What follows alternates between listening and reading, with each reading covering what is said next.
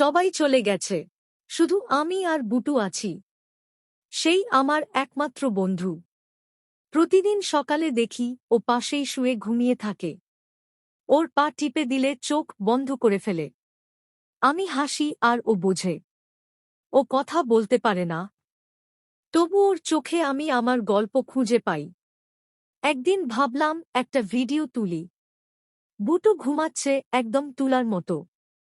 মনে হলো সবাইকে দেখাই। হয়তো আমিও ভাইরাল হব, কিন্তু কেউ লাইক করল না, না কমেন্ট করল। আমি রেগে গেলাম। জোর করে ওকে কোলে নিয়ে ক্যামেরার দিকে হাসলাম।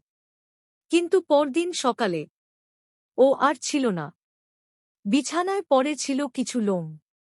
জানালাটা খোলা। আজ ঘরটা নিঃশব্দ।